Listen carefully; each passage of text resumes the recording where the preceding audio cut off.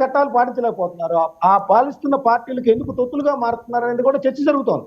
దాని మీద పోలీస్ అధికారులు కూడా రియాక్ట్ కావాల్సిన అవసరం ఉంది. నేననేది ఏంటంటే అసలు ఇలాంటి వాళ్ళని అబ్యూజ్డ్ లాంగ్వేజ్ వాడే వాళ్ళని ఎంకరేజ్ చేయకుండా అరెస్ట్ చేయటం, లేకపోతే అవాయిడ్ చేయటం, సస్పెండ్ చేయటం అనేది రాజకీయ పార్టీలన్నీ కూడా చేయాల్సిన ప్రాథమిక బాధ్యత అనేది నేను అంటాను. రైట్. ఒకసారి రవికిరణ్ గారు. సార్, మన అనలిస్ట్ గారి వాదంతో నేను ఏకీపిస్తానండి. ఇప్పుడు అబ్యూజివ్ లాంగ్వేజ్, లేకపోతే ఇష్టం వచ్చినట్లు మాట్లాడే వాళ్ళని మనం ఎవరిని ఏ పార్టీకి అతీతంగా మాట్లాడుకోవాలి. కొన్ని విషయాలు వాళ్ళని ఎంకరేజ్ చేస్తా కూర్చుంటే ఎలా కుదురుతుందండి? ఎక్కడైనా సరే టీవీ డిబేట్ లో ఉన్నా ఎక్కడైనా సరే అబ్యూజివ్ లాంగ్వేజ్ నోటికి వచ్చి మాట్లాడతాను, ఎంత బరాడు తిడతాను, లేదా కింద కామెంట్స్ లో మాట్లాడతాను, ఇది సమాజానికి మంచిది కాదండి. మనం మన సమాజ సేవ కోసం వచ్చాము. ఎవరి అభిప్రాయం వాళ్ళు చెప్పండి, తప్పో ఒప్పో ప్రేక్షకులు నిర్ణయించుకుంటారు. కోర్టులు ఉన్నాయి. ఇప్పుడు బాలా గారు వారి యొక్క ఆర్గ్యుమెంట్ చెప్పారు. ఓకే, వారు చెప్పిన ప్రకారం అయితే కోర్టులో కేసు తేలిపోతుంది.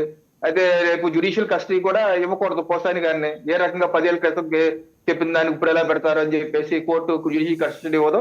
ఆ తర్వాత క్యాష్ కూడా అయిపోతేమో, లేదా ఏమవుతుందో చూద్దాం. అంతేగాని అలాగే ఇప్పుడు పోసాని గారి మీద అనేకమైన స్టేషన్లు, రాజమండ్రిలో కూడా అండి వాసుదేవన్ గారు, రాజమండ్రిలో ఆయన 2 ఏళ్ల క్రితం ఆయన అబ్యూజివ్ లాంగ్వేజ్ యూజ్ చేస్తే పోలీస్ స్టేషన్ లో కంప్లైంట్ ఇస్తే పోలీసులు రిజిస్టర్ చేయలేదు. అప్పుడు కోర్టుకు వెళ్ళారు.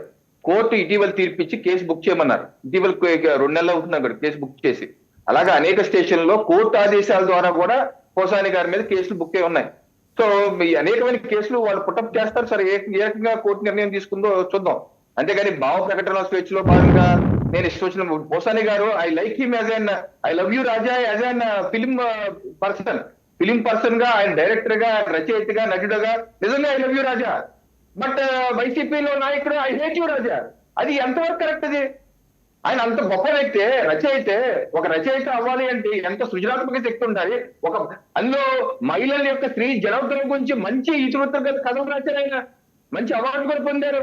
అటువంటి వ్యక్తి నిజ జీవితంలో వచ్చేసరికి ఈ రకమైనటువంటి జుగుప్సాకరమైన భాష మాట్లాడి ఆయన్ని ప్రోత్సహించినటువంటి పార్టీ అధినేత ఆల్దో తప్పే కదా. ఆయన ప్రోత్సహించారు. ఆ విధంగా ఫస్టే నువ్వు మాట్లాడినప్పుడు ఖండించుంటే ఆ పార్టీ అధినేత వాళ్ళందరూ ఇలా మాట్లాడకూడదు, మీ కంట్రోల్లో ఉండండి అంటే ఈ పరిస్థితి రాదు కదా. ఈ రోజు వాళ్ళ మహిళలు, నేను ఎవరైనా సరే రాజకీయ పార్టీ మగాళ్ళు ఉన్న ఆడవాళ్ళు విజ్ఞప్తి చేస్తారు, కుటుంబ సభ్యులు విజ్ఞప్తి చేస్తారు. ఆడవాళ్ళు రాజకీయాలు అంటే మగాళ్ళు కూడా విజ్ఞప్తి చేస్తున్నారు. మీ యొక్క రాజకీయ నాయకులు మాట్లాడే భాష, ప్రవర్తించే తీరుపై మీరు కూడా దృష్టి పెట్టాలి. ఏదో చూసుకుంటాడులే, ఆయన ఏదో పడతాడులే అంటే రేపు జైలుకి పోతే మనమే పట్టుకు తిరగాలి, క్యారేజీలు పట్టుకొని జైలు చుట్టూరా. సో ఈ పరిస్థితి అందరూ గుర్తెరిగి బాధ్యతను ప్రవర్తించాలని చెప్పి నేను విజ్ఞప్తి చేస్తూ సెలవు తీసుకుంటున్నాను సార్. ధన్యవాదాలు. రైట్. ఒకసారి బాలా గారు, మీరు మాట్లాడే ముందు వివేక్ బాబు ఆయన దగ్గర ఏదో వీడియో ఉంది, ఒకసారి చూపిస్తారు. వివేక్ బాబు గారు,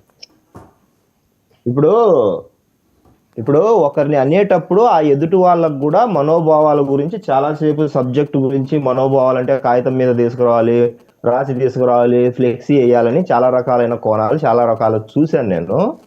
ఒక మాట అనేటప్పుడు, ఒక మాట అనగానే వెంటనే హోల్డ్ యువర్ టంగ్ అని ఇందాక ఎవరో మేధావి గారు మాట అన్నారు కదా స్టూడియోలో, ఒక్క మాటకే హోల్డ్ యువర్ టంగ్ అంటే లంజా కొడుకు అని అన్నారు. ఏం పెట్టుతో కొట్టాలి? వివేక్ బాబు గారు, ఏం పెట్టుతో కొట్టాలి వాళ్ళని? ఏం పెట్టుతో కొట్టాలి చెప్పండి మీరు. లేదండి, మీరు ఆయన వీడియో ఏదో ఉందన్నారు కదా, చూపించండి. దాన్ని చూపిస్తాను. నేను అన్నది అలాంటి మాటలు మాట్లాడే వాళ్ళని వెనకేసుకొచ్చే వాళ్ళని, వాళ్ళకి తప్పు లేదనే వాళ్ళని ఏ చెప్పుతో కొట్టాలని అడిగిన వీడియో చూపించండి. ఆయన